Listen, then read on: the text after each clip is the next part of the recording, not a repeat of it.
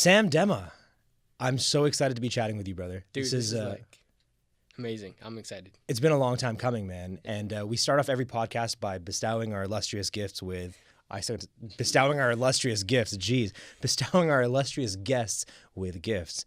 And for you, I pulled out the heavy guns.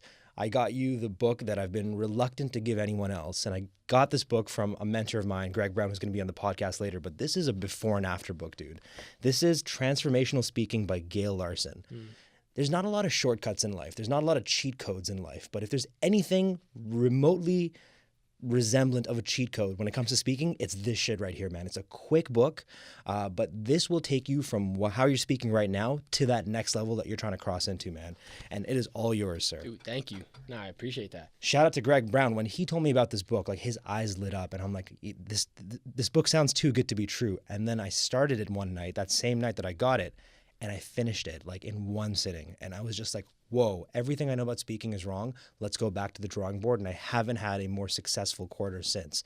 So I would love for you to turn to a page that I have bookmarked for you over there. I folded the top corner.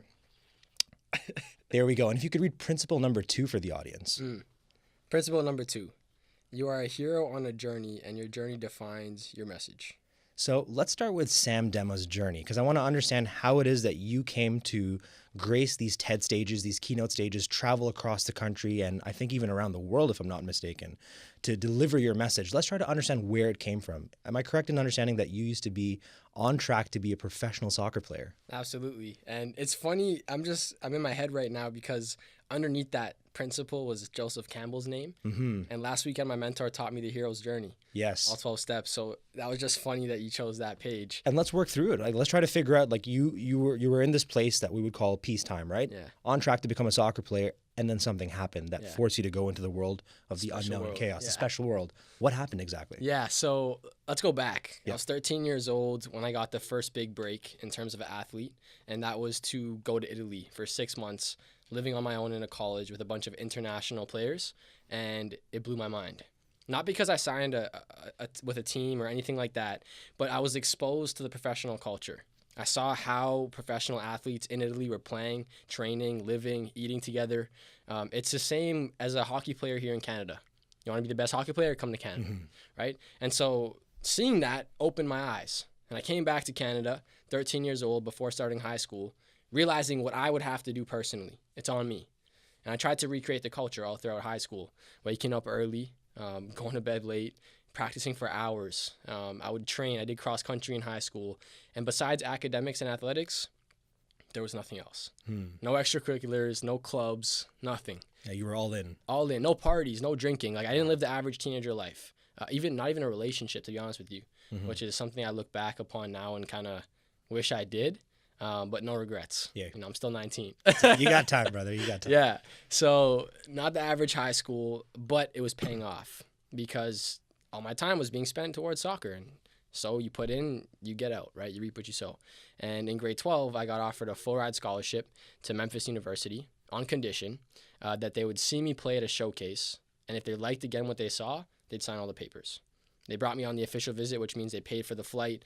They showed me the team, the coach, the athletics, the facilities, 55,000 students, wow. $80,000 a year. You want to go there if you're an international student, all paid.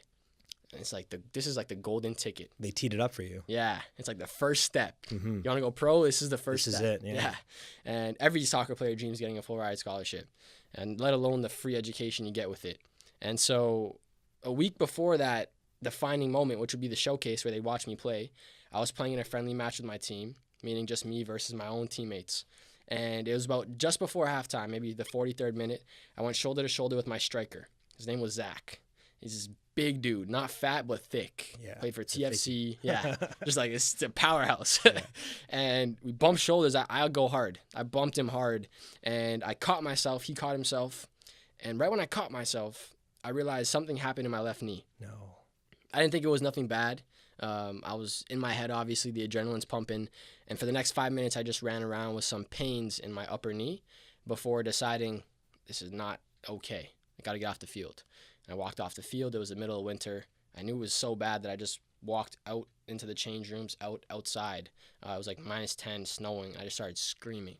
My coach ran outside. He's like, what the hell are you doing? Yeah. Because I'm in my head still. No one knows what's going on. Mm-hmm. And I was like, it's not good. It's not good. And I went home that night, didn't sleep much. Next morning, I told my parents my knee was like a volleyball. And it turned out that I tore my meniscus. Oh, no. Yeah, left knee. Which, to be honest with you, is not the biggest injury. Like, compared to MCL, ACL, or major ligaments, it's not as bad. But the timing was the worst. I missed the showcase.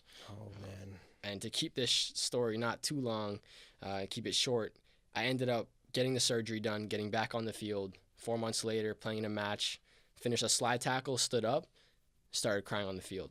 I knew second time, same thing. Same thing, the same injury, knee, the meniscus. Same thing, yep. This time it was the medial side, not the lateral. Went to the same doctor. He was like in disbelief, like, no way, man, you strengthened it, you look so good, but we're gonna need to go in again and operate. It's like, all right. And by that second knee surgery, my whole mentality shifted because, to be honest with you, after the first one, it almost lit a fire under my ass. Mm-hmm. Because I was already the underdog. I was never the most talented athlete, but I would work my ass off. And after having the injury, everyone looked at me and said, it's okay, Sam. Don't worry about it.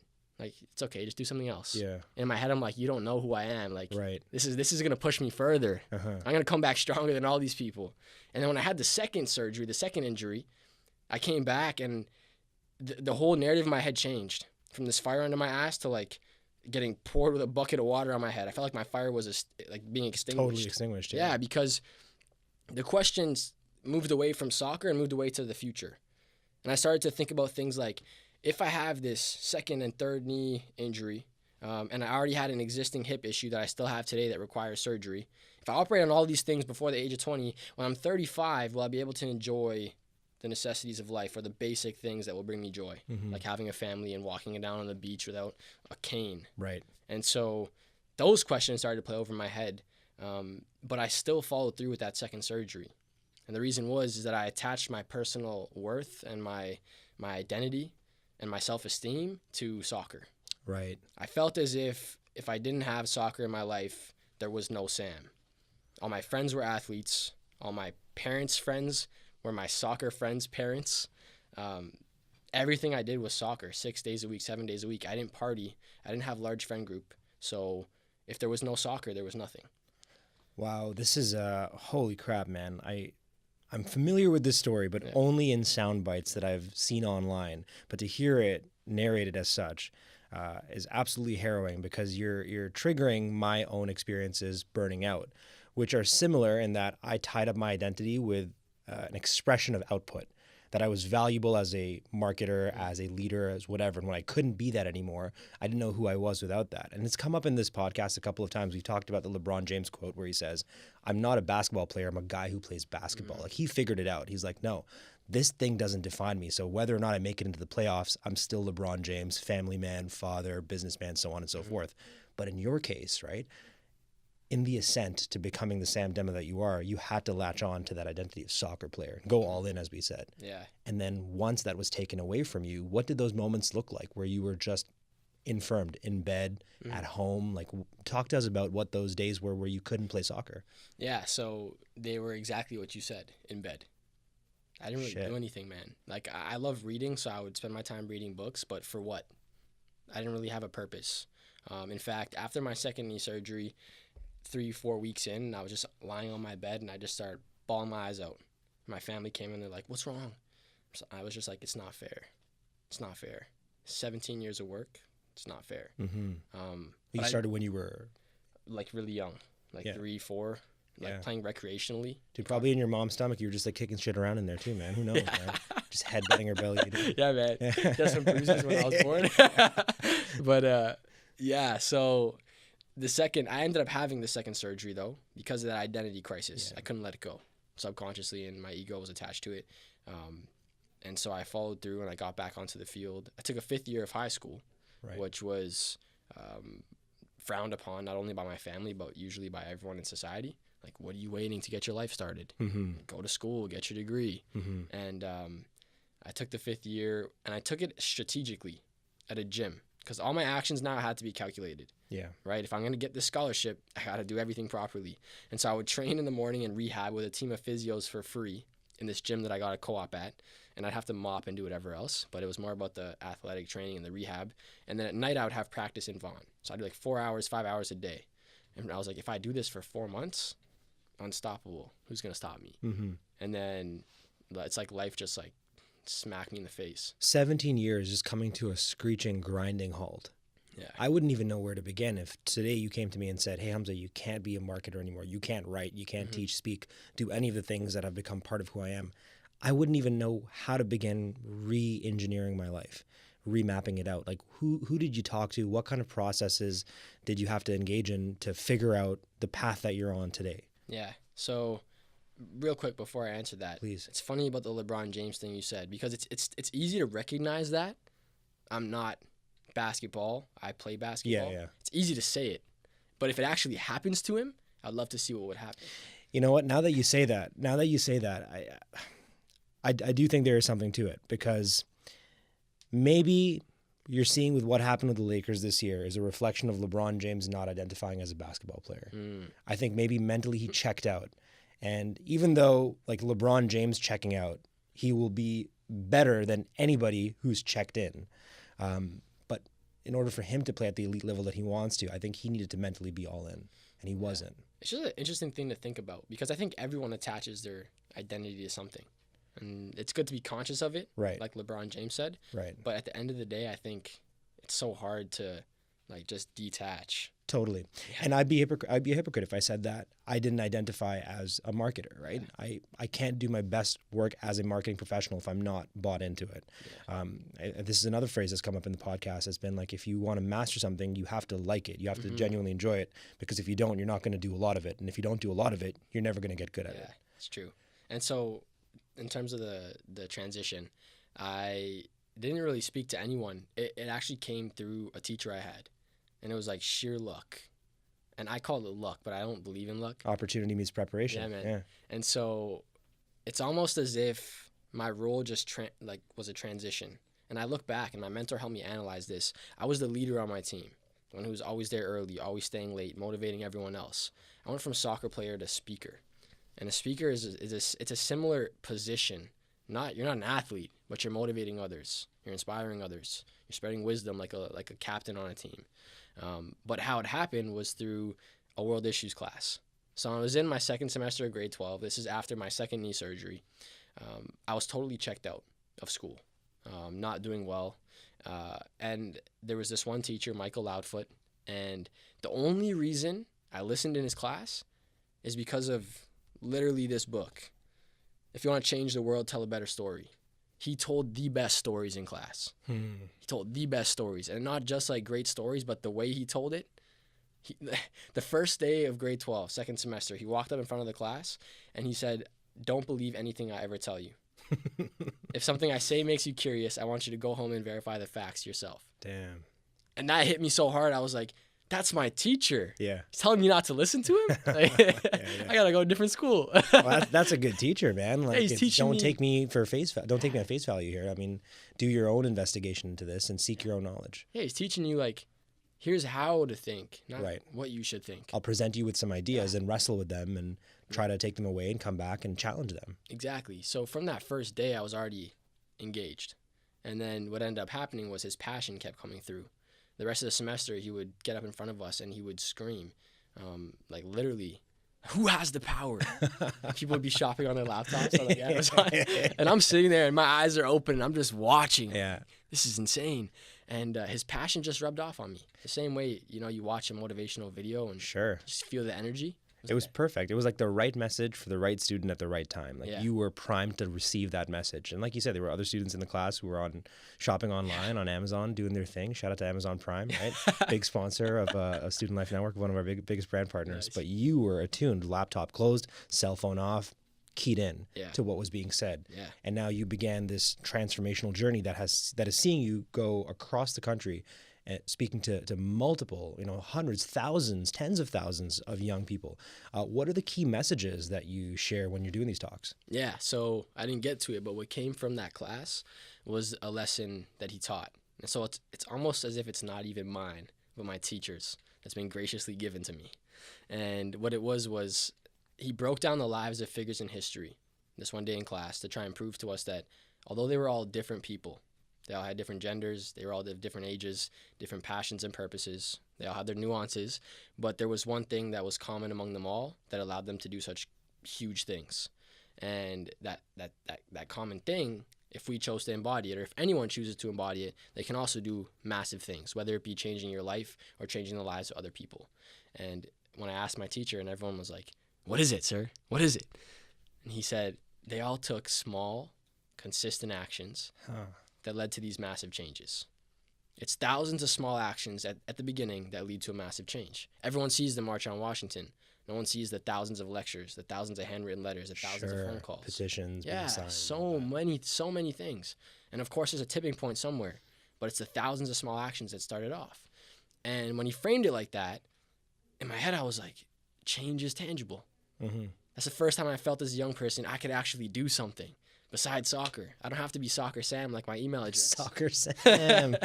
And so that lesson like sprung me on a journey of testing his theory. And what I did was pick up trash walking home from school, which will go down a little later in the podcast, what ended up happening. But from that class and from my experiences over the next year and a half, I derived a big message, and it's the small actions can make a massive difference. And from that, I crafted a keynote. And the three key points are small action leads to a massive change. The second point is that if I could go back to his class, I would change one thing, and it was the actual formula.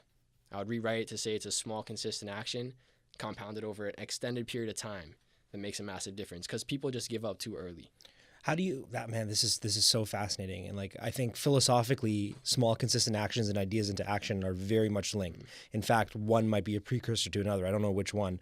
At the heart of the ideas into action philosophy is, we call it daily imperative action, small things that you do every single day. But I'm curious to know from your experience, how do you know when the action isn't the right action?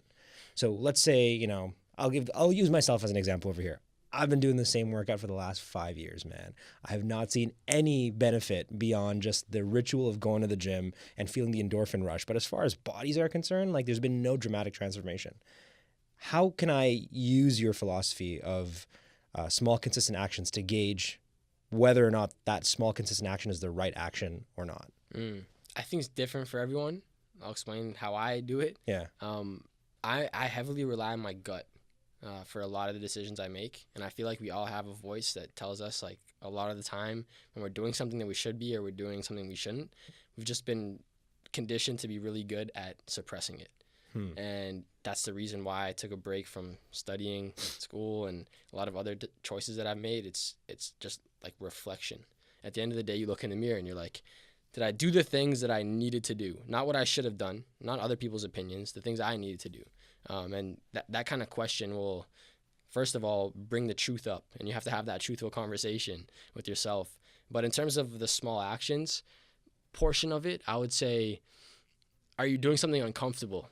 The small action that's uncomfortable, because it sounds like you're doing the same workout for 5 years. Yeah, dude, it's definitely a very comfortable workout, man. So you know what? Actually having this conversation with you out loud and just saying this to another person is making me realize that the small, consistent action I've taken was the right one at one point, but is no longer the right one, given that I haven't honestly confronted why it is that this is happening. Yeah, and I think too, I became lazy, bro. Yeah. Straight up, yeah. you gotta take an uncomfortable small action. Yeah, that'll that's it, make man. you grow. Well, you wrote over here in a blog post, you wrote the first reason was something known as social proof, and you use that to describe why it is that you exited from the education system. And dude, you dropped that blog post and I saw the instant responses. You were quoting people on Twitter, you were sharing things on Instagram that were people just in shock, but in a good way, being like, whoa, Sam, I had no idea that you dropped out. Why did you drop out? Like, what was the specific reason? You alluded to it just now, but like, what was that moment where you said, yeah, this isn't it? Mm-hmm. So the actual moment was October 14th. Okay. But I knew school wasn't for me in the summertime before I even started. Huh. And the reason why I went was a mixture of different things. One I mentioned was social proof, this idea that human beings base their decisions or their behaviors off of what they see the majority of other people doing.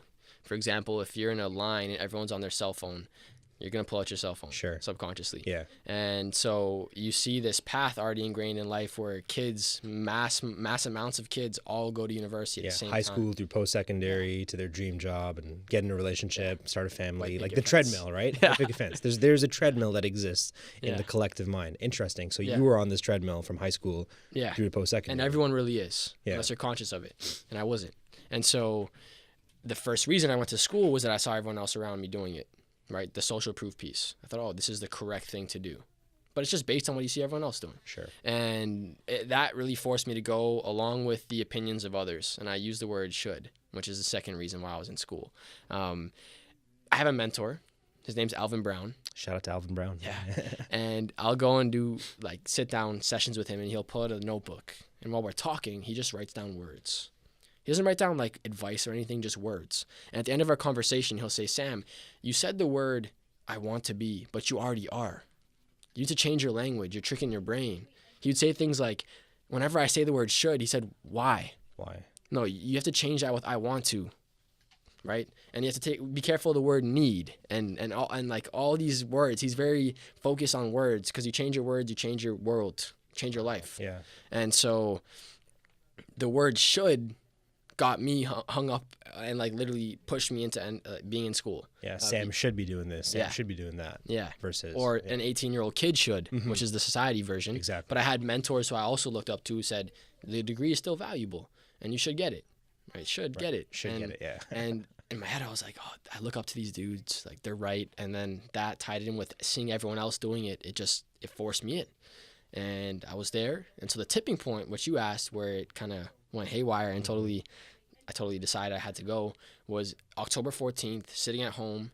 I wrote about this in my blog post, and I was writing a 10-page report on DDT, which is like mosquito repellent. I thought you were talking about wrestling for a second. I got happy, man. Okay, mosquito repellent, just as cool though. Yeah, really cool. Don't get bit. And so I opened on my laptop, and I'm going on JSTOR and searching up academic journals. Sure. And I found like 15. And then I opened my Word document to start writing the research. I didn't even write a word. And I sat there for 3 hours, and I just asked myself, is this what Sam needs to be doing and wants to be doing, not what he should be doing? And after like 2-3 hours, I already knew I had to call my parents, and it was just like a waiting game. I had to gain the confidence and courage to do it. And I grabbed my phone, called them, immediately started crying, and I was like, I can't do it anymore. I just can't do it anymore. And my parents were like, can't do what? Can't do what, yeah. And I was like, I can't be in school. And the main reason was this burning feeling in my gut and this voice that kept saying, you're not supposed to be here right now. You should not be in school. But this is like my gut. This is not someone else's exterior opinions. This is how I felt. And I followed it. I just followed it out of school. And it was the most fulfilling decision I ever made. And I would never, ever regret it. I'll never regret it because I've been the most enthusiastic about my life, and I feel like everyone should wake up and be excited. Yeah, man. About what they're doing, and so that was really what pushed me out of school.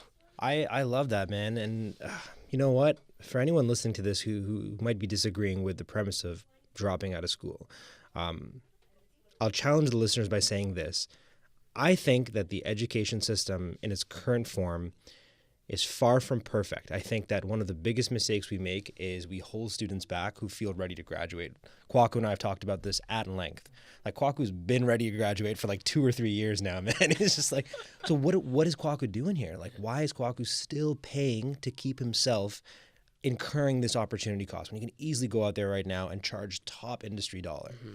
I knew I was ready like years before you were ready. I think that the colleges and universities, and fuck it, even the high school should get to a place where they see that if a student is confident and willing to leave, they should facilitate a way to leave and earn the paperwork in a unorthodox way. I don't know. I'm just thinking out loud over here. I'm sure there's a lot of people listening to this, especially my student affairs friends and colleagues who might challenge that and say that there's benefits that come from staying and subjecting yourself to the academic rigor. But here's the thing, in your case, dude, if you stayed back and wrote that paper on DDT, there'd be another paper about DDT, there'd be essays and things that you would have to do that would prevent you from being in front of the students who need to hear your message.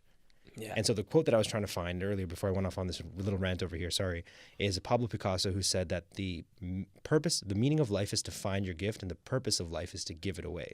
So if you already found your gift, why not just drop out and start giving that gift away? Yeah. And you did it. There's 2 reasons why I left school. One was the gut, and then the second one's 2-part answer. There's a selfish reason and a selfless reason, like you just said. Bring it on.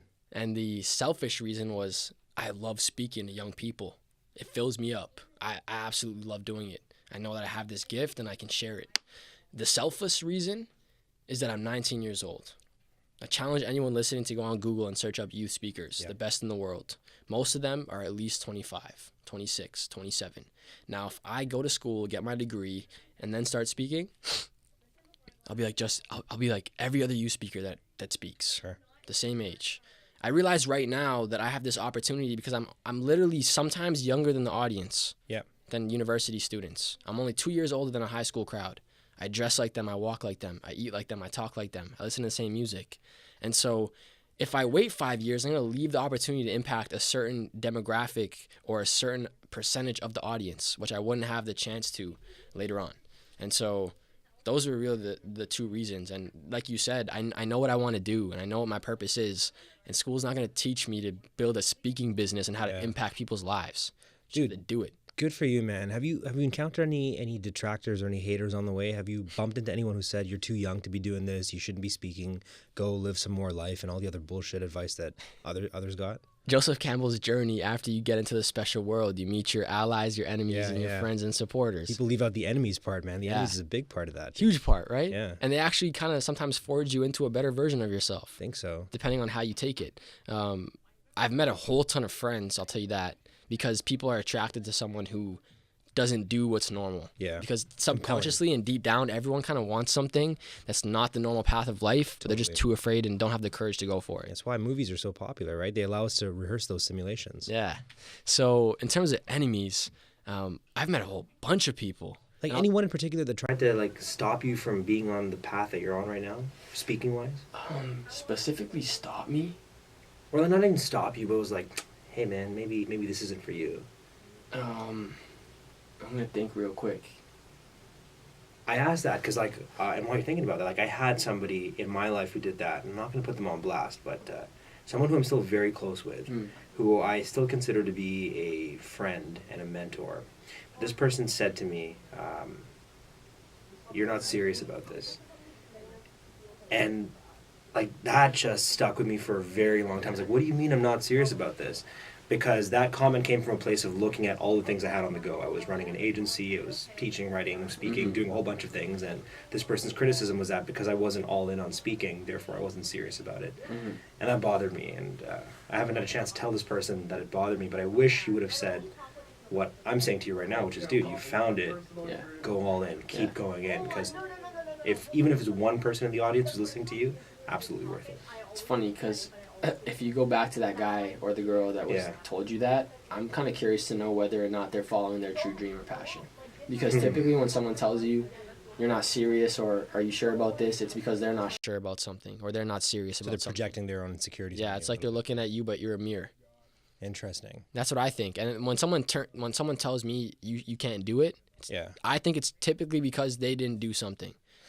Damn, you know what? Bailey's listening to this right now, and I know that she's given me the exact same advice. She said that don't take that comment to heart because that was more about that person's reflection on their insecurities than it was about the truth of your situation. Yeah. But it stuck with me, and it made me better. It made me really consider how serious I was about speaking. I was serious about it, but after that, I was like, no, I need to put this into high definition for the world to see that I care about this. Yeah, no, absolutely. And in terms of some examples I could give you, I've spoken at a school before where I got there half an hour early, sat in the staff room, met all the staff, went and killed the presentation, and then all those staff that I saw in the staff room would run up to me, and they were like, that was amazing, and they were so happy, and I was like, thank you so much. Thank you, yeah. And then they were like, but we have to apologize. For? Yeah, I was like, for what? And they're like, when you left the staff room, we kind of all laughed, thinking, what is this 17-year-old kid going to have to say that's so important? Damn. And I was like, damn. And it made me realize that little moment that there's a certain percentage of the people that I'm trying to speak to and the decision makers that are teachers that are going to stop me because they think I'm too young. Yeah. And it seems like your age at first can be a disadvantage to any young people listening. But I'll tell you right now, after you kill the presentation or after you do a stellar job and you just create something that's amazing, all of a sudden your age turns into your biggest advantage. And those same people that doubt you are saying things like, he did this and he's only 17 at the time. Right. And so that's one solid example. I also have another one that comes to mind of an old mentor I used to had, and I told him my vision, how I want to speak around the world, and he said, "Oh, just a speaker?" And he was like, almost trying to say that like that's trash. Like, don't call yourself a speaker, don't be a speaker. That's like, it's not good enough. It's not big enough. Yeah. It's not enough. And I looked up to this guy a lot, so it kind of hit me pretty hard. But you just gotta follow that North Star, the feeling in your chest, and that's what I've done this whole time, and it hasn't led me astray. And I would say I just made a decision. Dude, good for you, man. And I feel like anybody who's listening to this right now who has ever discriminated on the basis of age, I would say you're doing so at your own peril. And I find that I'm very much drawn to people like yourself and Kwaku who are young, who have this toolbox of skills that would be almost impossible for somebody who went through, like, I'm a couple of years older than both of you over here, like, didn't have the same access to information, didn't have the same tools or the synthesis of wisdom that allowed me to rehearse the mistakes that other people made and then learn from them and quickly iterate. And I think what's amazing for both of you and all the young listeners of this podcast and people who are watching on YouTube is that you have more time to experiment, more time to make mistakes, so that by the time you get to the age where things started for other people, like, you're already leaps and bounds ahead of them. Like, dude, you're 19, you already got a TED Talk, man. I didn't get my first one until like 26 or 27, man. I was already like a semi-washed up 2 Chainz by that point, right? And now here I'm seeing like the young cats coming up, man. It's really awesome to see. Let's talk about your TED Talk real quick, man, and then we'll go into a fun game that Okay. I have for you. But Cool. What was that process like for you to get up on stage and kill the nerves to do the TED Talk? Because like, there's keynotes, there's workshops, there's presentations, and then there's TED Talks, which require like a different type of battling with adrenaline. How was that for you? Yeah. I want to also explain how I got it. Yeah, because please a lot of do. people message me and they say, How'd you get it? yeah, man, what's the key? How'd you get the TED Talk? For sure. Yeah, And I'm break like, it down, man. Dude, honestly, I was being myself on a stage one time and someone saw me. That's it. And that was it. There's this guy named Blake Fly. Shout out Blake Fly. Shout out Blake Fly, man. I was speaking at this competition called Speaker Slam. It's 5 minutes. That's all he saw me speak for. And I went up to him afterwards, and I don't even know why. I didn't know the guy. I didn't know who he was at all. I didn't know he had a speaking background or a TEDx background. And I was talking to him, and he's such a personable dude. And I told him at the end of the conversation, he asked me, like, what are your goals, Sam? How can I help you? And I told him, oh, man, one day I really want to do a TED Talk.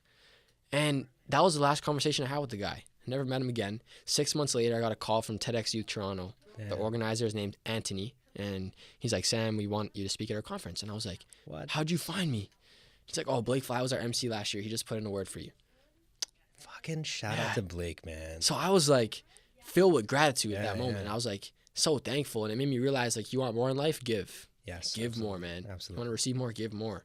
And so that's how I got the talk. Now, the process that followed afterwards was a lot funner. It made me try and reflect on my actual story and the message I really wanted to spread.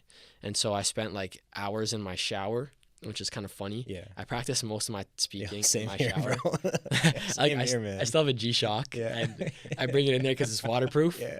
And my mom's always like, why are you in the shower for 45 minutes? 45 minutes. That's a keynote length. I'm sitting back for Q&A too, man. Yeah. Answering questions. Like, My mom's like, I don't know, man. Like, dude, walking in showers, man. Those are the best, man, for practicing your talks. Yeah, so a lot of time in the shower, a lot of time reflecting on who I was as a person, what I went through.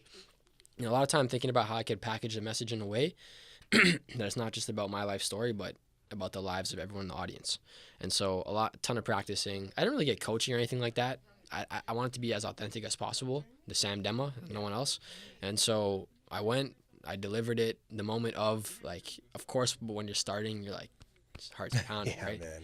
But 5 seconds into it, you know, you've started and it's like, it's just go time. Absolutely. And so I went through the speech, and then at the end, it's just the best feeling. You're standing there, and it's like everyone's just like clapping, and they've resonated, they've related, and they want to talk to you. Dude. Do you remember doing your TED Talk? Like, do you remember being on stage, or Yeah. did you just black out? Nah, man, everything about it. Oh man, you're so lucky, dude. I don't remember both of my TED Talks, man. I blacked out both times. Damn. Just went up on stage, and I think I overtrained. Like I don't know. I was watching, like, I think at the time, Pacquiao was fighting Mayweather. That's how long ago this TED Talk was. And I remember watching these like all access 24/7s, and Mayweather said something to the approximation of like, I practice 100 times so that when I go into the ring, I can mentally tell myself that, hey, you've done this 100 times before. Don't be afraid. And I'm like, oh, that's a great philosophy for speaking. So I memorized my talk 100 times. Then you go up on stage and autopilot, right? That's funny because shout out Alvin Brown again. Alvin Brown, This man. guy has mastery classes every Tuesday night. He's a super wise guy. Yeah. And he was talking about the difference between being familiar with something and mastery. And he talked about the 4 stages of mastery. The first one being unconscious incompetence, meaning that you suck at something, but you don't know you suck. You just suck at it, right? And then once you've practiced the thing when you still suck and you don't even know you suck, you move up to the next level, or level 2 or stage 2, which is conscious incompetence. It's like at this point, you know you suck, but you have awareness that you suck at it. And then if you keep persisting and pursuing, you move on to the 3rd stage, which is conscious competence. You now know you're good. This could be the cocky stage where you're like walking around like you're like, yo, I'm the shit. And then if conscious competence. Yeah, I like man. that, man. And if you keep going, That's a rapper name right there. yeah.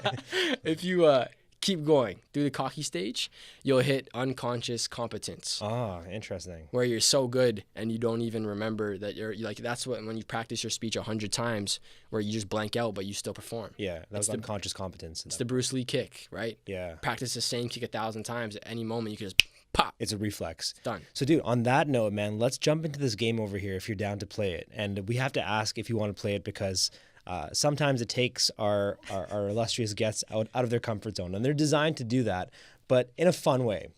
But here's the thing. If you don't do it, that's perfectly fine. We just cut this part out, jump into the next segment of the podcast. If you do it, we'll have some fun. We'll get some good footage over here. We'll play a game, and the audience will get to see a different side of you. But you also become eligible to win Guest of the Year. And it's a big, shiny WWE-style belt. So, Sam Demma, do you want to play this game? Dude, it's time to get uncomfortable. Hey, I love it. I love it. Okay, so this is called TED Talk Roulette. Okay. And we're going to try to tap into your unconscious competence over here. So I have 2 pieces of paper over here. You get to decide which one you want to write. So you can either write the opening line of your TED Talk or the closing line of your TED Talk. Which one is it going to be? And this is a brand new one you're going to do, by the way. Because I'm going to write the other one. So Okay. And we're not going to coordinate on this. So you might start at one place, but your ending is going to have to be something totally different. Okay, I'll start it. You'll start it? Okay, Yeah. Perfect. So write out either the word, the theme, or the sentence that you want your TED Talk to start with. And then I'm going to write out how I want you to end your TED Talk. And then as we go through this for the listeners, I'll explain what we're going to do next. Is Sam's going to do a TED Talk, a mini TED Talk over here. And I'm going to hold up the cards, and you're going to start with your card, and then I'm going to dig into this little halo skull over here. And there's just a bunch of random words on this piece of paper, and I'm going to pull one out every 10 seconds. And while you're doing your TED Talk, you got to modify on the fly and incorporate those cards into your talk. Okay. And it has to end with this last sentence that I'm going to have for you here. Okay. So you'll only know the beginning, you'll only know the end. Cool. So Sam's writing out his opening line right now. You got it? Perfect. Now let me grab that marker from you, and I'm going to write down the closing line. And I'm writing down, nothing was the same. Jeez, is Drake? Yeah. So that's basically the last sentence of this podcast has to be nothing was the same. So how are you going to start it? So you want me to just jump right in? Well, let's just, for the audience, let them know how it's going to start and how it's going to end, and then we'll jump right in. Okay, it's not English. Okay, so wait, is that what it says? It's not English? Or No, no, it's actually not English. Oh, shit. Yeah. What does it say? It says Vinkit Ki Patatur, which is a tattoo I have on my bicep. Oh, shit. I'm not going to explain it yet, though. Okay, or do I fine. have to? So you got to start with that, and then you got to end with nothing was the same. And in the middle is all this bullshit over here. All right. This is just literally random work. All right. I just scrolled through the internet and just got whatever I could. And if there's anything that's unclear, I'll just flash in front of you and bring it closer. Sam Demma, ready to do this? TED Talk Roulette? I think you're going to rock this, brother. I think the unconscious competence is going to kick in. Let's flex on him. Begin. Vinkit Ki Patatur. He who endures conquers. It seems difficult at first because when you go through pain, you sometimes can't see the other side, especially if you're like Robin. Right, you're never the superhero. Batman's always the person getting the limelight, and you're going through all the struggles together, but you're getting none of the recognition. So how are you gonna feel mentally right? You're going to go through depression. You're going to go through anxiety. You're going to figure out that life was not the same. Like, life is not going to go on. It's difficult. And, you know, when you get stressed, you get super stressed, and you start to realize that it takes too long to make food. So you're going to go and get some McDonald's and eat some burgers because, man, it just takes too long to cook. And when you're eating like crap, when you can't face your fears, and you're just in a really bad position, you start scrolling. You start swiping right. Tinder, right? Now you're alone eating burgers, you're fat, and you need to find a mate. Oh, man. And sometimes when you're going through that bad patch of life and everything's going wrong, you got to go back to your childhood, right? You got to watch things like The Lion King. You got to bring yourself back up. And it's crazy because to go forward, you must go backward. You must put on your old shoes. You must move backward, and you must relive through the same stresses and anxieties as you did in terms of the experiences in order to move forward. And nothing was the same like Drake because as you progress, you learn so many new things as you have new experiences. And you're crushing it though. You're doing really well, man. This ain't a joke, mate. But if we were in Australia, you might see a kangaroo. Oh, man. And the grass is not always greener on the other side of your pain, right? You might find some flowers like some tulips, but it's definitely not greener. And it's funny because when you go through pain and you don't have the Tinder match, you're probably going to turn on Netflix and just watch some crazy movies to keep you entertained. And don't even ask how these words came into being. And sometimes you're going to feel as if you have to endure so much that you're wearing, like, life is putting on these tight pants. They just don't fit. It doesn't fit the narrative of your story or where you're trying to go. And when you grind so hard through this pain and these problems, the people around you are going to hate you, not because of what you're doing, but because your breath stinks. If you don't take a break to brush your teeth, I feel really bad for you. And you have to make sure as you move along, stage 3, that conscious competence, you don't become like Kanye, right? The moment you think you're all and everything, you just fall apart. And if I was to go back to the beginning of the speech and remind everyone, you know, it's the person who endures through the hardships. It's Robin who endures, although Batman receives all the recognition. I would say to you this: if you endure, nothing will ever be the same. Boom. Oh, shit. Sam Demma, dude. You killed that. That was so fun, bro. You killed that, man. Just. Damn. I don't know how you were able to do that, man. If we flipped the game, I would just collapse in the first 3, man. You had the material ready to go. Like, you had the story, and you were just like shoehorning things in. Sometimes it fit, sometimes it didn't, but at the end, you tied it up all perfectly together. No, man, that was really fun. Way to go, man. I like that. I have this big smile on my face. I just had a vision of myself sitting down, swiping right on Tinder, watching The Lion King on Netflix, eating McDonald's, and just being like, man. You gotta endure that pain, man. How do I gotta endure that pain? So definitely don't put this on your speaker reel. Yeah. For sure. This will not get you any gigs. Yeah. But I think that, man, if you could do this, like, there's no stopping you from improvising if you ever catch yourself doing a talk at a national stage and just being like, you know, you missed a word or you missed a phrase or something like that. Has that ever happened? Have you ever bombed before? Yeah, man, the first 3 speeches, I choked up on stage, yeah. Oh, shit. Because I spoke for 5 minutes. It was terrible. Yeah. In the first speech I ever did. Didn't choke or anything, but I was pacing back and forth, literally choking on my spit, swallowing every 5 seconds. But after the first one, some teachers loved it and said, can you come and speak to my class for half an hour? Mm-hmm. And I was like, yeah, of course. Like, sure. I went home, wrote a 30-minute speech, tried to memorize every single word. And, you know, if you try to memorize every single word and you miss one word, you lose where your thoughts were at. Right. And so I choked up. And then I did it a second time and a third time in front of entire schools, 500 kids. And it made me realize you can't actually memorize every single word. No. It's more about general stories, general points. Yeah. And then each time you deliver the speech, it's a little bit different. Sure. You can memorize transitions. You can memorize the first few minutes, but it's basically what you just did right now. You know how it's going to start. You know how it's going to end. Everything in between. You're just kind of trying to string it along. Yeah, man, you have the general stories and general framework, but the way you deliver it each time is probably going to be a little bit different. I'm excited to jump into this next piece of the conversation where we try to understand and reverse engineer how it is that you structure and optimize your time, your energy, and your attention. And why I'm excited to speak to you specifically about this is because we've never had the chance in this podcast. This is now, I think, episode 14, I believe. We've talked to other public speakers, but never with the focus on public speaking as a career. So I bring that up because I'm sure, like that you had the staff in the high school that were laughing at you after you walked out of the room. Sometimes I run up into this. I'm not sure if you're seeing this right now, but sometimes people devalue speaking because it seems so easy. It's like, Sam's just going to go up on stage and he's going to open his mouth for 30 minutes. Why should I pay him $5,000? Yeah. Well, why should you pay Picasso for a painting? Why should you pay LeBron James to play basketball? Help us understand how much time goes into these talks. Like, I know the answer to this. Kwaku knows the answer to this. But for all the listeners who are unfamiliar with speaking as a profession, break it down how it is that you structure your time leading up to this game time moment of speaking. Yeah. So you hit a nerve when you said about the people again, and it made me think of another person. I used to work part-time at the Keg, like 4 days a week. Oh, shit. Which one, man? Markham Road. Right on. Now I moved from busing to serving, and I shifted my shifts from 5 to 1 because I read a Jim Rohn book, and I saw this quote that said, you shouldn't be asking what you're getting from the job, instead who you're becoming. Say it one more time. You shouldn't ask what you're getting from the job, but who you're becoming. You should ask who am I becoming being here? Who am I becoming working here? Because if you become more, you can have more. And the thing was, my goal is to be this big speaker. Is serving at the Keg going to help me?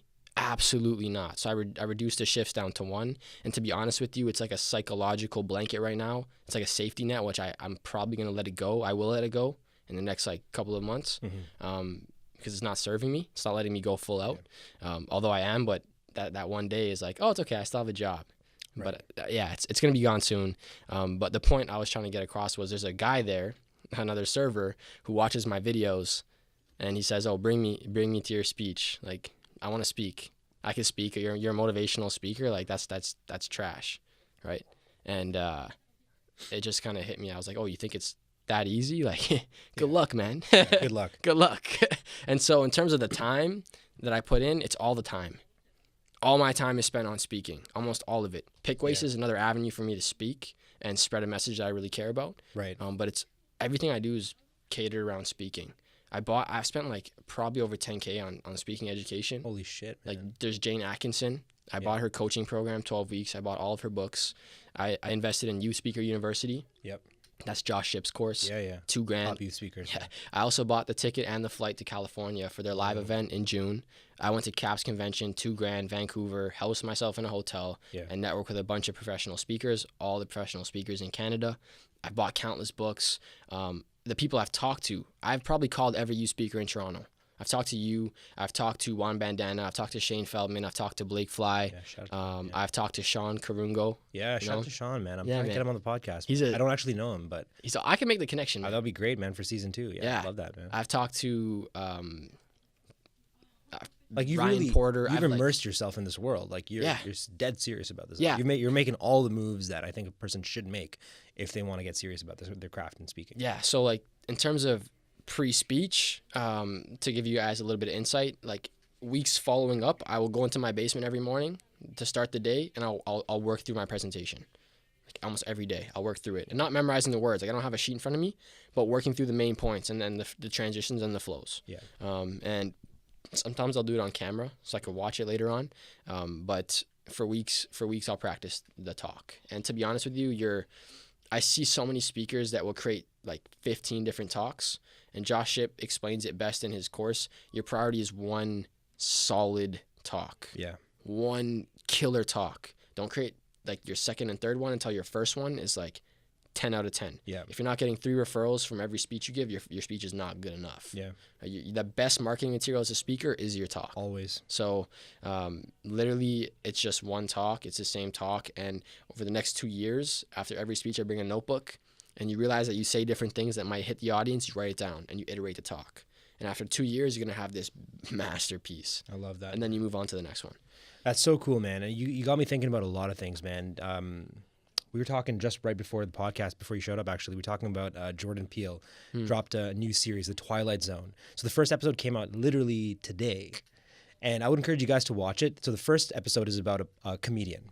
But there's a specific tool that's used in the storytelling that shows what it's like to talk about something personal in your life. I'm not going to spoil it, but every time he draws on, so he's a comedian that has a certain message that he wants to get across to the audience.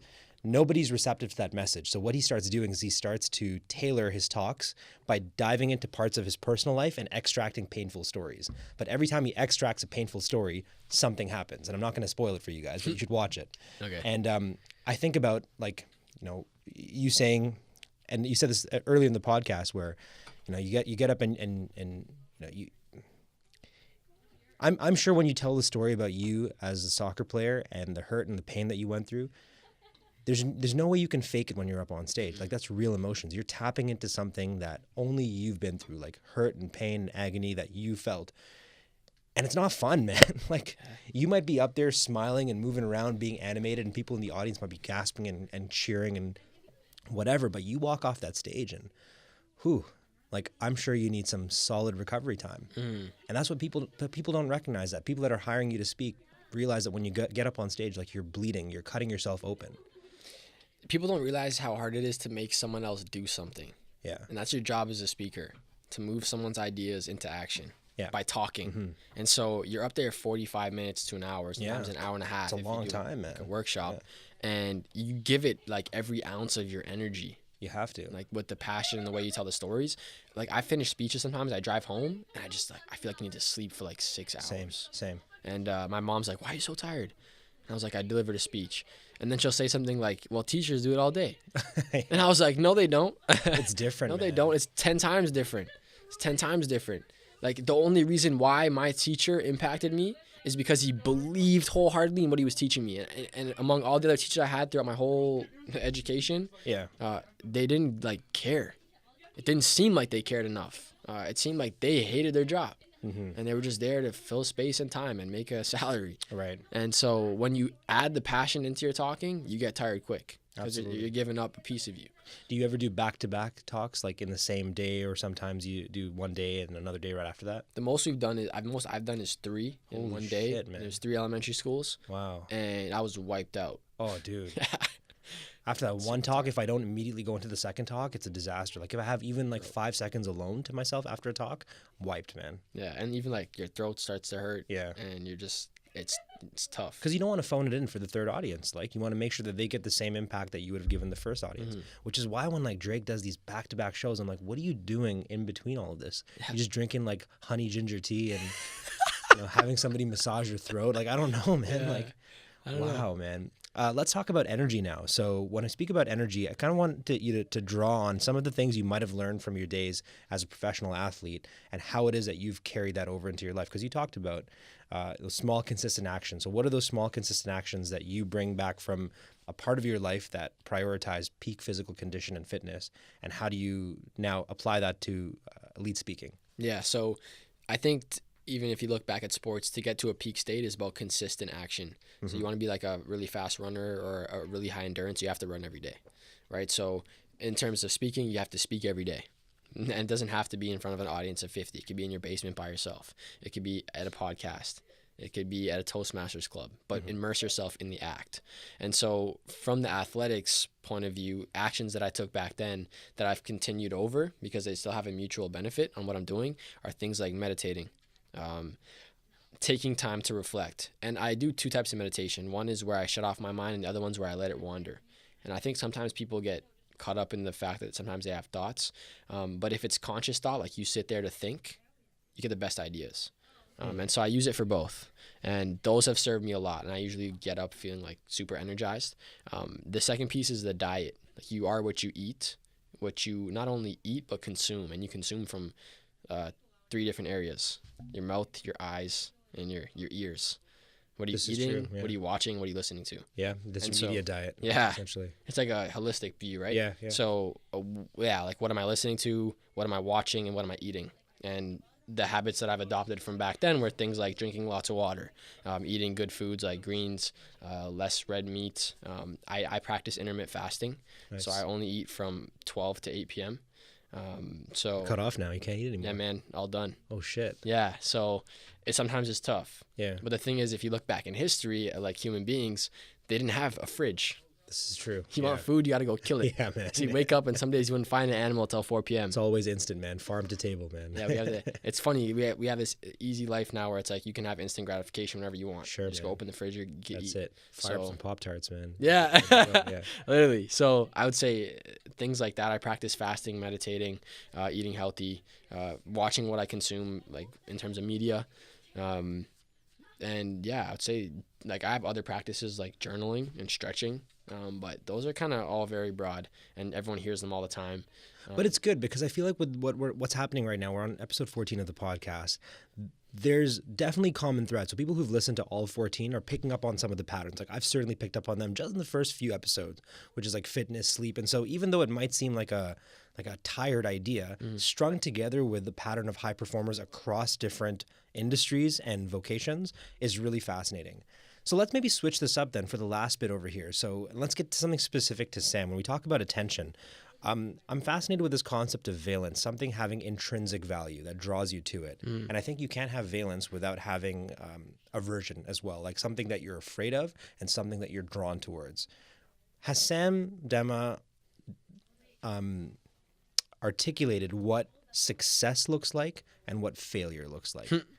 Like what does abject, total, disastrous failure look like for you? And what does wild success, I made it, I'm great? It comes down to the decision for me.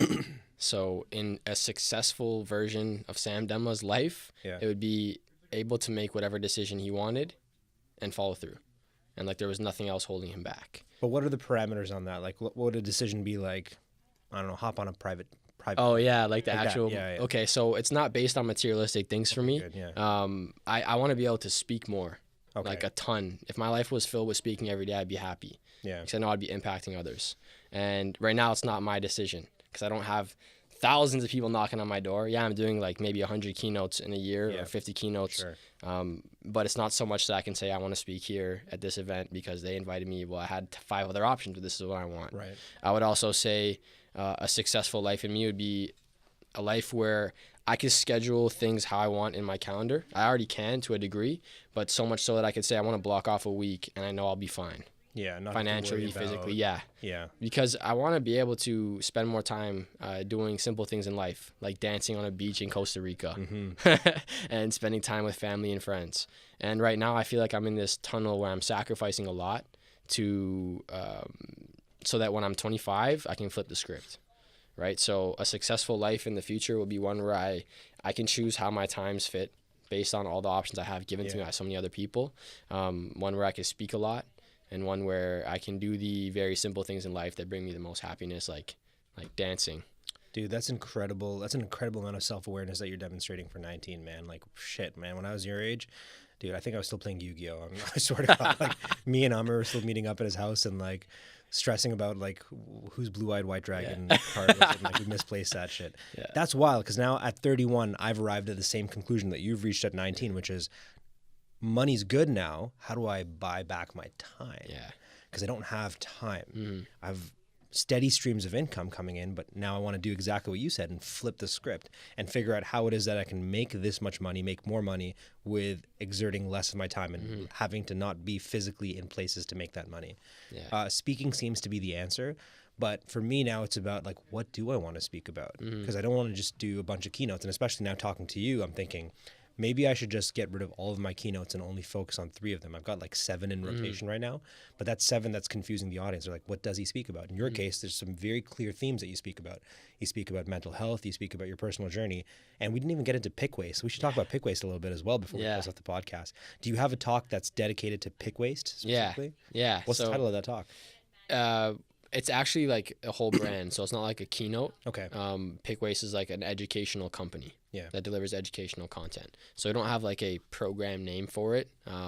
But basically, before I move down that path, let me say my definition of failure. Oh yeah, please forget. Yeah. Yeah. So get too excited sometimes. Yeah, it's okay, man. You're good. In terms of failure, for me, it would be getting to the end of my life, which could be any day, and feeling like I haven't done what I was supposed to do. And that sounds kind of contradictory to what I said before about the should. Yeah. But I feel like everyone has a higher purpose that they have to try and find while they're here on Earth, no matter what you believe in.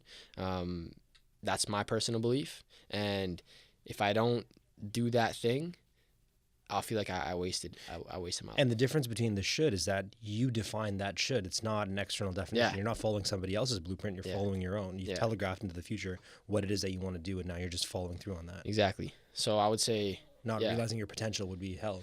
Yeah, just not fulfilling that potential, but also using it properly. I feel like we're all given gifts, and sometimes we're not courageous enough to use them. And that's half the reason why I dropped out of school, because I felt like I need to use this thing and give it away. And if I don't give it away in my life, I feel like I just wasted it. You know what? And all things considered, like, I wouldn't wish what happened to you as a professional athlete on the path to going pro at a higher level than what you reached eventually. I wouldn't wish that on anyone, but in your case, I feel like it gave you a very vivid understanding of failure.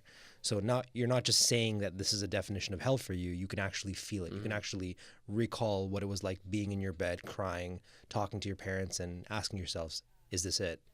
Damn, dude. Yeah. I mean, between that definition of hell and the definition of heaven, like, there's no reason why you shouldn't be continuously moving towards your version of heaven, because you know that just you're one hairline fracture away from going back to a place where you were at your worst. Yeah, and I always look back at the phrase on my arm, Vinciki Patatur. Right. What language is that, dude? It's Latin. Latin. Yeah, and it makes me realize every struggle like comes with a seed that's planted. And you might not see it at the moment, but a month later or 2 months later or a year later when you're speaking on stages, you realize, holy crap, like, this is how it was supposed to play out. And there's a reason for it. Sometimes it just takes a long time to figure it out. Yeah. And you have to be actively looking for it. If you're not actively trying to figure out why did this happen or what's the purpose, you never will. If you just let it take over and you just accept the reality, it's over, I would probably be doing drugs right now. This is it. I have no clue what I would be doing. I have absolutely no idea. And PickWaste seems to be an outlet that you're pouring all of your time, energy, and attention into, in addition to speaking, which works very well with that. But you're ahead of the curve with PickWaste, man. Like, I feel like the conversations that you're having with students are ones that, we're going to see the benefits long after we're dead. We're going to see an entire generation of young people who are inspired by, we had this one guy come to our class, come to our cafeteria on, in March or April, whatever month we're in right now, and he said something that changed my life. And we might not be around to see the world transformed by the people that you inspired. How often are you in front of students speaking about PickWaste and the mandate? Just got chills. Dude, check this out. This is where I got that. That's a derivative of this Greek quote, which says that a society grows great when wise men plant seeds. Oh, well, sorry, let me rephrase that. A society grows great when wise men plant trees, the shade of which they know they shall never sit in. That's crazy. And the reason I just got like super chills is because I've had people tell me that, a small action can't make a massive difference, and which is the main message I talk about to kids. And I always think about my teacher. My teacher just taught the class, and he impacted one kid, which was me. And then PickWaste happened, and tens of thousands of people were impacted. That's it. And it gives me chills because he didn't even freaking know. He didn't even know. Did not even know. Like the shade of the tree. He didn't even see it. That's it. It was the lollipop that he gave away. Right? Yeah. He gave his gift away. Passion. And I invited him to a speaker slam speech at the St. Lawrence Center, 600 people. And I owed up the speech to him. Wow. I titled my speech One Teacher Away, and I said that every person on this planet is one teacher away, one little lesson away from transforming your life. And not necessarily even in a formal education system. No. This could be somebody that you bump into. Your teacher is everyone around you. It's everything. When the student is ready, the teacher shall arrive, man. Yeah, which could be anything. And damn, so dude. He started crying. Like, he bawled. And him and his wife bawling because he didn't even know. Yeah. He didn't know. He didn't see the shade. He didn't see the tree that created the shade. And so what happened with PickWaste, and I'll explain it now, is I took that theory that day in class, and every day I walked home and I started asking myself, what small action can you commit to? How can you make a difference in your community? And I didn't have an answer being 17 years old. I thought, I'm not even in university yet. I don't have a job. What the hell can I do? And what ended up happening was after 14 days of walking, one day this coffee cup blew across the sidewalk. Tim Hortons, right? I picked it up. First thing I did, I rolled up the rim. Just joking, I didn't roll up the rim. But I picked it up, and I felt this urge to pick it up. Yeah. And I wasn't an environmentalist. I grew up being taught from my parents to be ethical and moral and do good things and respect others and respect your environment. But I felt this urge to pick up the trash. And I realized there's trash everywhere. Why not just pick it up? I walk past it every day. And when I picked up that first piece, I realized, dude, that's a small action. Like, I can do that. That could be my small thing. And so I took my teacher's theory and I applied it. I didn't just talk about it. I wanted to see if this was correct. And so for 4 months, I brought a plastic bag to school and I'd fill it with trash walking home. Mm-hmm. No expectations. Yep. I wasn't going to change the world, just pick up some trash. And 5 days before summer break, one of my good buddies, Dylan, saw me driving home, pulls over, rolls down his window, starts laughing. He's like, you good, man? Yeah, he's like, you should be kicking a soccer ball, dude. Like, what are you doing? And I told him, like, my teacher told me, Mr. Loudfoot, small action, massive change. Here's my literal, like, this is my critique of it. Here's my version. I want to see if he's correct. I'm going to test his theory. And Dylan was like, dude, that's awesome. Good luck. Rolled up his window, drove home. 5 days later, school ended. I stopped picking up trash because I wasn't in school walking home. Once in a while, I'd walk around and pick some up, but, like, I wasn't going out just voluntarily doing it. And then Dylan called me up and he's like, dude, I don't know what you did to me. You, like, put a hex on me. I can't get this idea out of my head. Yeah. And he's like, let's do something with this. And so we started doing 1 hour a week litter cleanups. And it was a summer project. That's it. Right. And we weren't changing the world. We were going to do it for like 4 or 8 weeks, see what would happen. Yeah. And we gained so much momentum and had so many people like come up to us cry. Like we had old people coming up to us crying. I've lived on this shore for 20 years. Wow. A young person has never picked up trash. Like, God bless you. All this kind of stuff. And it made us realize there's a big issue. And pollution's a huge issue. And we kind of stumbled down this path, and it just gained so much momentum. We filled 1,000 bags of trash in the span of a year and a half. We both got TEDx speeches because of it, named one of Canada's top environmentalists under the age of 25. Yeah, wow. It got featured all over national news. Sure. We did consulting work with A&W. Like, all this stuff just randomly happened. And we realized that there's a huge message that needs to be spread, which is that we need to care for our common home. And the way we teach it to young kids is in a simple way. We say, like, there's 3 resources we need fundamentally to survive: food, water, and oxygen. Now, if we continue polluting the ocean, polluting the atmosphere, and polluting the soil, we're going to be eating that food that grows out of the soil. We're going to be drinking the water that we pollute. We're going to be breathing in the air we pollute. Oh, my goodness. Why is there so much disease prevalent in today's society? We're neglecting the 3 things that we literally need, fundamentally need to survive and thrive. And kids can understand that. Wow. They don't understand graphs and 50-year-old scientists coming in and using all these big words. The reason why no one cares about the environment is because from a young age, it's boring as shit. You're sitting in class and some 50-year-old comes in and they have these graphs and you're like, what is this? What is this? Yeah, it's not even beating fun. Ozone levels. Yeah. Yeah, like it's too scientific. Intangible. Almost, yeah. Like abstract. You have to get a kid saying why from a young age, because once you start getting curious, you never stop, right? And if you can engage them about a topic and they start asking the question why, they'll go find the answers and they'll start to live in harmony. I laugh about the fact that there's a term called an environmentalist. Mm-hmm. We all live on Earth. Shouldn't we all be environmentalists? Yeah. Like, it's like saying you're a human. Like, no, we're all humans. Yeah. We're all humans. We should all be environmentalists too. Like, why are some people environmentalists and some people hippies and tree huggers? Like, it's so stupid to me. It's frustrating, man. Yeah. I can't remember who said it, but like someone said the greatest threat to our planet is the belief that somebody else is going to save it. Yeah.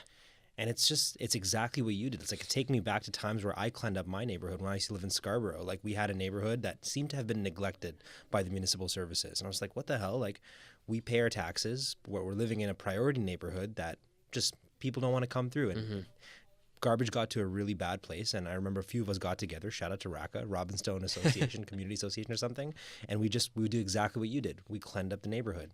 And looking back, it was obviously really frustrating. I was like early teenager being like, what am I doing? I can't believe, like, I should be playing Xbox right now, but I'm cleaning up my neighborhood. But now speaking to you and looking back, I'm like, if somebody said change the world, where would you start? Like, do you want to solve climate change? Do you want to make the world a better place? Well, you can't just will it into existence. You actually have to start somewhere. And if you start on your street, if you start in your neighborhood, I think that if everyone does that, then eventually the world will be cleaned up. That might be very naive, but I can't think of another way to approach that. Well, that ties in social proof. We have this belief that if we go out every Saturday morning with 30 young people at 9 a.m. and you drive to your 9 to 5 every day, and one day you see 30 kids picking up trash, you're doing a double take. You know, when you look twice, you're like, I've never seen that before. Uh-huh. And you start to subconsciously think maybe littering is not a good idea. Yeah. Maybe I shouldn't throw my cigarette butt out the window and all that kind of stuff. And so PickWaste is really an avenue for us to spread an environmental message. And we're targeting youth so we can get them when they're young, grades 4 to 8. Right. But from that is where small actions came, the main message, because I realized my teacher never told me, Sam, pick up trash. He said, Sam, take a small action.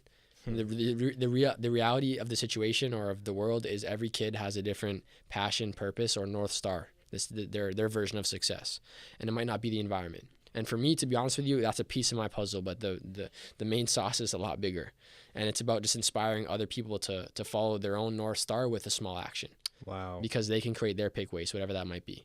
Right? This is, man, I can't tell you how inspired I am, man. This is, you've got me thinking about a couple of projects that I've shelved that I need to go back and treat with the sort of respect and the love and the simplicity with which you've treated PickWaste. I mean, PickWaste on paper, simple concept, but super effective, man. Like, that's how you do it. Like, we overthink it sometimes. We're trying to build the layers of complexity that are totally unnecessary to any sort of social endeavor or any endeavor, period. Way to go, dude.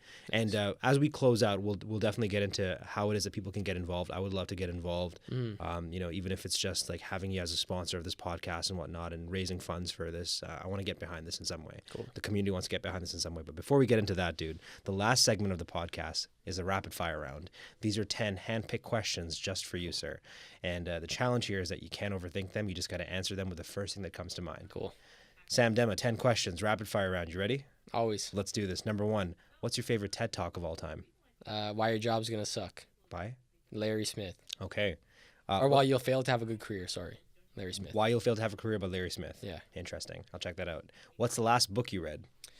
Ooh, Think and Grow Rich. Third Think time. and Grow Rich. Yeah. Third time, eh? I'm gonna read it 50 times this year. It's an important book, man. Yeah, mastery over familiarity. Oh, so good. If someone said to me, Sam, what are the principles in the book? I'd be like, I don't remember any of them. There's 13. There's 13, yeah. Yeah, because I got familiar with the actual book. Like, I know it's rapid fire, but 1 second. Yeah. My mentor, Alvin, I keep coming back to Alvin. We got to get him on, man. Yeah, man. I was in his mastery class, and he was like, guys, today we're talking about the 6 psychological needs. Tony Robbins talks about this, which is another amazing TEDx talk or TED talk. And right when he said that, I was like, oh, I've seen that video. And I took my phone and I put it back in my pocket. And he looked at me and he said, Sam, what are the 6 needs then? And I was like, dude, I don't know them. Yeah. And he's like, yeah, you got familiar with the actual content. You got familiar with the video and the title and what it's about, but you don't know any of it. You didn't master any of it. And so I realized, that book, Think and Grow Rich, has been quoted as the most important book of all time in terms of personal growth and success. Totally. But if you ask me to list any 13 principles, I can't. You're right. Because I didn't master the content. I didn't actually implement it all in my life. So I'm going to try and read it like 50 times and not touch another book this year. Well, you sometimes just extract like the takeaway that you're looking for. It's just in time different. learning, right? Yeah. So I couldn't name them either, but the thing that book unlocked for me was like, hey, dream a little bit bigger when it comes to money, Hamza. Like, that's the big takeaway that I took away from that, which is like, hey, don't be happy with making $50,000 a year. Like, you can aim higher than this. You deserve more than this. Like, it changed the conversation for me. Very interesting, dude. Who are 3 podcasters that inspire you? Guests as well? Or hosts? These would be hosts. So these are people who inspire you to be the host that you are on Small Consistent Actions. Mark Metry. Okay. Nish Obo. Jay Shetty. And what are their podcasts? Mark Metry started Humans 2.0. He just interview-based podcast, brings on like huge names. Now he's interviewing like billionaires. I met him through LinkedIn. I was on his show when it was really small, and we're like really good friends. And I asked him like, what's the key to growth? Like, how did you build this? And he just said, man, I posted 5 times a week. Everyone else was only posting 1. There we go. And it was quality content. He said, I chose to act as if podcasting was my job, not a hobby. Gotcha. Which was like really interesting. But he has phenomenal people on. You could find like an answer to any question out of some of his guests. Yeah. So I love the show, and he's such a good interviewer. I gotta check this out. This is my first time hearing about it. The way he asks questions is amazing. Love it, super cool. So, and did you name the other 2 their podcasts? Yeah. So Jay Shetty has On Purpose. Live Life on Purpose. Yeah. He brings on like he's huge, so he can get huge guests, people that I'd want to hear about or hear from, but I don't have the chance. Just off the strength of the name, Yeah, I don't have the chance to talk to. So yeah, he's phenomenal. Very mindful with his questions. I love listening to it. I always take away something really huge from the episodes. And then third one is Nish Obo. This is back in the soccer days. So his name's Olani Soberman, which is his full name. He was a ex-NFL player, then got into coaching, mental coaching. First athletic training, but he realized in the gym that, this is his story, he basically realized that training was useless unless the mind was strong first. Like you can't build someone on a shit foundation. If their mentality is weak, you need to start there. And so he started this podcast that talks all about mindset for athletes. And back in the soccer days, I was like, dude, this is in my brain. So much so that he one time released a little newsletter to his subscribers saying, I need interns. And I interned for him for 6 months, and he mentored me. He lives in like Portland. Oh shit, that's wild, man. Yeah, man. He didn't pay or anything, Power but of the internet. yeah, man. Like I learned from him, and so I still listen to it to this day. And for one reason, you can hear his passion. We'll add this all to the show notes. Very good, man. What's a movie that hits too close to home for you? Rocky Balboa. First one? Yeah, man. OG. Absolutely. Or 4 with Draco. Oh, with Draco. Is that the one where Paulie has a robot? Like, yeah. that intro is always weird to me. Like when he's just like enjoying his success and he doesn't know what he's doing with his life. Have you watched the new Creed movies, man? I've seen the first one. I haven't seen the second one. I heard they're crazy. Wild, man. Like I live for those training sequences, man. Yeah. Oh, it made me want to buy Nike. Oh, dude, man. Man. I love those movies, man. What's one thing people get wrong about Sam Demma? They think I'm always structured. They think I'm doing the same things every day. I get variation. People don't see it. Like, you didn't know I was a salsa dancer until I posted videos. Yeah. Right? Like, that was surprising. I'm like, what? You move like that? Yeah. Yeah, bro. Some guy hit me up. He's like, you have a bigger ass than the girl. Yeah, dude. I started laughing. But it's just funny because I do a lot of things that no one sees because I don't really share them. Yeah. And I'm very spontaneous. Someone can call me and be like, yo, Sam, you want to go snowboarding? So bro, I've never snowboarded before. It's okay, let's go. Let's go, yeah. Go to the hill right away, fall down 15 times. Like, I love doing spontaneous things, and everyone thinks I'm super boring. Yeah. They just don't know me. Good for you, man. What's a ritual that you have to shake the nerves before a big talk? Realize that I'm the vessel. So I just tell myself I'm the vessel. Doesn't matter how stupid I look. Yeah, because I'm just the conduit or the vessel for the message. Okay. Doesn't matter how dumb I look doing it. Yeah. It's about the message because the message is going to impact the audience. Huh. When I reframe that instead of looking at like, oh, people are going to think I look stupid, it gets me out of my head and focused on the takeaway. I needed to hear that, man. Right before this, I was at the Eaton Center thinking about this talk I have coming up on April 17th. It's like a huge talk, one of the biggest ones I've ever done, and I was just like, I know I need to get the right blazer. I'm like, no, like, what am I doing, man? Like this, why am I obsessing over how I'm going to appear on stage? Like, just use this time and invest it in the message. Yeah. Be the fucking vessel. The vessel, man. I like that. Be the vessel. The reason I learned that is because when I started out of the sheer desire to recruit volunteers. That's what my speaking was for PickWaste. Just I wanted to recruit volunteers. And when I choked on stage, most people would have stopped right there and never got back up again. The only reason I got back on stage is because I still needed damn volunteers. Yeah. I was focused on that. Yeah, I was the vessel. I was the vessel for the message. And then it made me realize you always just need to be the vessel for the message. Because first of all, if you try to be someone you're not on stage, everyone has the detector. They'll be like, ding, ding, ding, this guy's full of it. Yeah. It's not authentic. But if you just focus on the message and you be yourself as the vessel, it just flows. Damn, man. This is exactly what I needed to hear. This talk is happening at the perfect time. Perfect, man. In one sentence, what would it take for people to get their shit together about the environment? Make a decision to learn about it. Make a decision to learn about it. From a young age, we just neglect it because we think it's super boring. And we grow up thinking, oh, if you're an environmentalist, you're like... So take the first step and just educate yourself. Yeah, like look at the facts. Look at what's happening. Yeah. Turn on the news, or not the news because the news is very biased, but like turn on real news. Yeah. Watch a documentary or something, man. Talk to educate yourself. Yeah, educate yourself. Yeah. Love that. We're almost done here, man. If you could trade lives with anyone for a day, who would it be? Jay Shetty. Jay Shetty. I want to talk to some people, man, and I can't do it right now. There we go. This is a redundant question because you've already answered it. The question was, who's a mentor that changed your life? But we're going to switch this up over here, man. Who's a mentee that changed your life? Juan Martinez. Juan Martinez is your mentee. And just real comes quick, to my how house. did he change your life? Yeah, so he holds me accountable often. So it's funny. Sometimes you think that being the mentor, you need to teach. I learned a whole ton from this kid. He is 2 years younger than me. The only reason we met is because when I went to Italy and I came back, I still had to take grade 9 French. So I was a year back, and he sat beside me and we met. Didn't talk for 4 years. After high school finished, for some reason he hit me up and we started talking. And every morning now he comes to my house 7 a.m., We work out. I give him a book to read. We set goals every Sunday. And he's the only guy who, like, will literally call me midweek, like 3 times a week, and be like, yo, what are you doing to get your goals done? Like, are you still on track? And his passion for music, he loves music, and he makes beats. And people are telling him, like, you can't do that, man. You can't do it. And he spends hours in his bedroom making music. And when he talks about music, this passion just, like, comes out of his face, and it reminds me of, like, what I need to be doing for my own stuff. And so as much as I love mentoring him, he's an example for me too. I love that, man. That brings us to the last question in the rapid fire round, which is, what's the best piece of advice that you as Sam have ever received? Because you've just been giving myself, Kwaku, and all the listeners just gold over here, platinum, diamond advice. But what's the best piece of advice that you've ever received? Yeah. Make decisions not very often. Make decisions often, but don't change them very often. Make decisions very often, but don't change them very often. Yeah, so make decisions very often, but when you make a decision, don't change it much. And the reason being is because it forces you to really think before you make a decision. If you know you're not willing to change something, right? And the problem is, like, if you look at leadership or like these big topics, a leader is someone who makes a decision and sticks to it. Yeah. Like, I have so many people come up to me. I want to live your life. I want to do the things you're doing. I want to be a speaker. And I was like, make the decision and don't change it. Don't change it. Yeah. Make the decision, man. Make the decision and do it. And people are too afraid to do that. You need to make a decision and don't change it. If you know what you want to do, make the damn decision and don't change it. Damn. That's it.